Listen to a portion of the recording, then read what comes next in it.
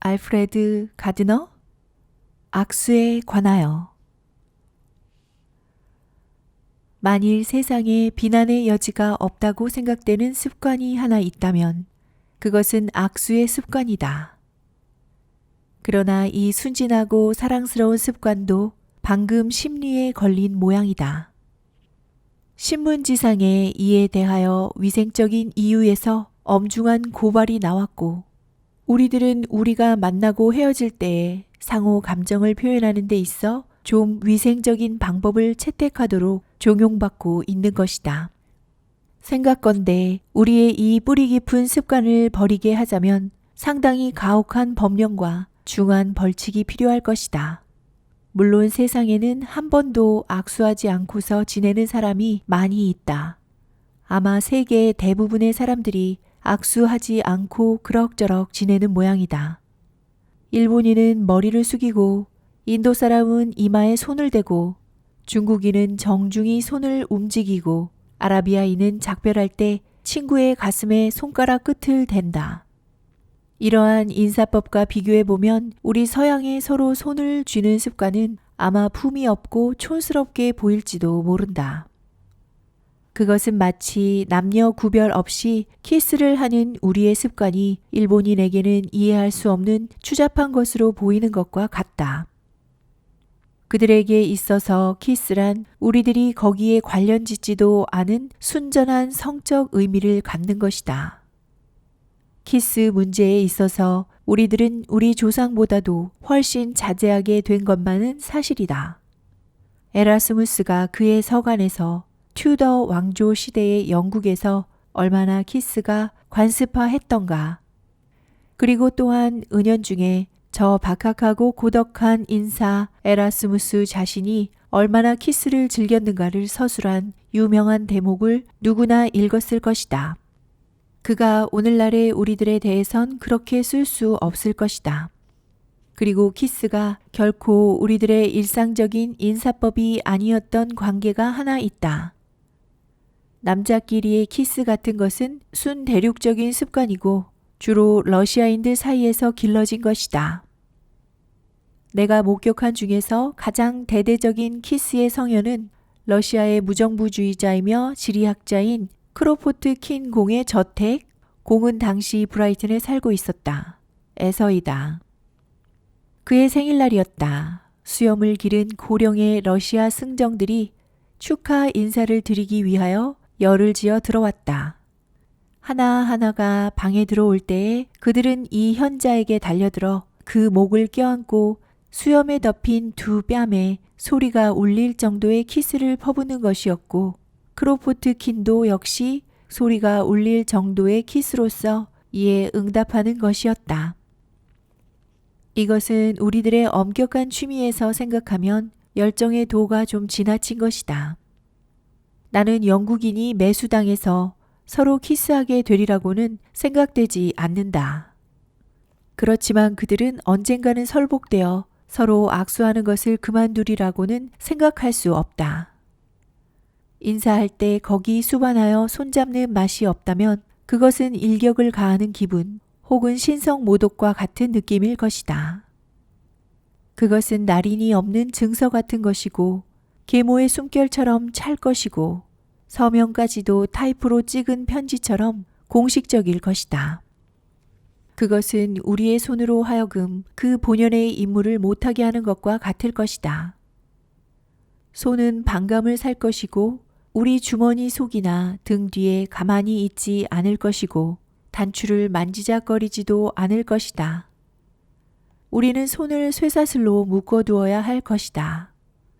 손이 동기간의 손에 뛰어덤비는 충동은 본능이고 격렬한 것이다. 물론 이 습관에는 불리한 점도 있다. 암만 해도 잡고 싶지 않은 손, 미지근하고 끈적거리는 손, 매겁고 시들부들한 손, 뼈만 있는 억센 손들이 있는 것을 우리는 다 아는 바이다. 디킨즈의 데이비드 코퍼필드에 나오는 교활한 인물인 유라이아 힙이 우리의 동심을 벅차게 한 그 무서움과 여모의 정은 다른 어떤 사정보다도 그의 손의 감촉으로 전달된 것이었다. 그것은 차고 축축한 손이어서 추잡하고 소름 끼치는 듯한 느낌에 사로잡히게 하는 것이었다. 나는 마치 그 손을 쥐어본 것처럼 그 손의 감촉을 알고 있다. 그리고 지금도 그런 손을 만질 때마다 굽신굽신하는 비굴한 인물의 모습이 마음에 떠올라와 그 손의 임자를 당장 저주하게 된다. 당치 않은 말인진 몰라도 악수가 육체적, 정신적 건강 상태를 아는데 그리 나쁘지 않은 단서가 될 수 있다.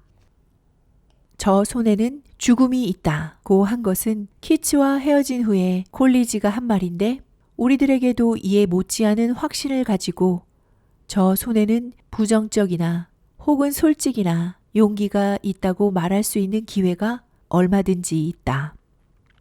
어떤 인격은 악수 속에 녹아들어오는 것 같이 생각된다.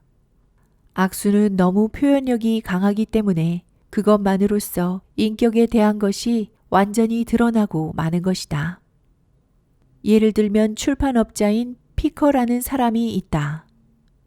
그는 손을 내민 채 다가와서 그 손을 무슨 내버리고 싶은 물건처럼 우리들 손에 놓는다.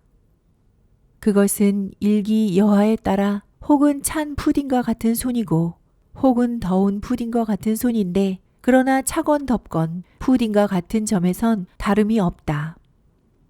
우리는 그 손을 어떻게 취급할 것인가? 그것은 분명히 피커의 것은 아니다. 그렇지 않다면야 그가 그렇게까지 그것을 버리고 싶어 애쓰지는 않을 것이다. 우리는 그 손을 잡을 수가 없다. 왜냐하면 그것은 해파리처럼 아무런 감흥이 없고 아무도 해파리하고 열렬히 악수할 수 있는 사람은 없기 때문이다. 악수는 서로 해야 하는 것이고 그렇지 않다면 그것은 결코 악수가 아니다. 그러므로 우리는 다만 예의상 부득이한 동안만 쥐고 있다가 살며시 그것을 피커에게 돌려보낸다. 그러면 그는 다른 누군가에게 말하자면 자기 손에서 그것을 가져가도록 하기 위하여 떠난다. 그 다음 그와 정반대 극단적인 것이 원기 좋은 스터빙스의 경우인데 그는 너에게 톰이나 잭이라고 말을 걸면서 등어리를 툭 침으로써 너를 얼마나 존경하는가를 나타낸다. 이런 유의 사나이다.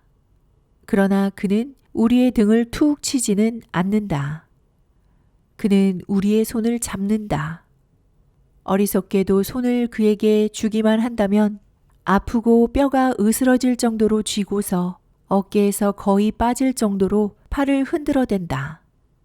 이렇게 말하는 것 같다. 이것이 내 인격입니다. 내게 미지근한 점은 조금도 없습니다. 철저한 요크셔인입니다. 대쪽같이 곧지요. 아, 아프다. 느끼면 돼서 반갑습니다. 다시 한번 꽉 비튼다. 그에게서 반환됐을 때의 손의 아픔이란 눌러 으스러진 것 같다. 그래서 작별할 때엔 두 번 다시 손을 그에게 주지 않으려고 조심한다. 그런가 하면 부들부들하고 머뭇거리는 손이 있다. 이것은 지나치게 애정이 차서 언제 손을 떼야 할지 모르고 창밖으로 집어 팽개치고 싶어질 때까지 상대방 손바닥에 놓여 있다. 그러나 비록 전율을 일으키게 하는 손, 몸부림치게 하는 손이 있긴 하지만 이 악수의 의뢰에는 우리들이 때때로 벌금을 지불해야 할 만한 가치가 있다. 그것은 동양인의 의례적인 악수례와 러시아인의 거창한 포옹과 중간적인 온건한 중용을 취한 것으로서 아라비아인의 손끝을 가슴에 대는 예, 그것은 일종의 축도와도 같은 것인데 그것만큼 위험은 없다 하더라도 따뜻한 막과 인간적인 우애 정신을 더욱 지닌 것이다. 우리는 모든 시인 중에서 가장 우정이 두터운 한 시인과 더불어 다음과 같은 말을 하는 것을 집어치우기 전에 충분한 의학적인 증거가 필요한 것이다. 내 믿는 친구여, 그대에게 이 손을 드리나니 그대도 그대의 손을 주라. 알프레드 가디너의 악수에 관하여 였습니다. 끝까지 함께 해주셔서 감사합니다. 책 읽는 보라였습니다. 오늘도 행복하세요.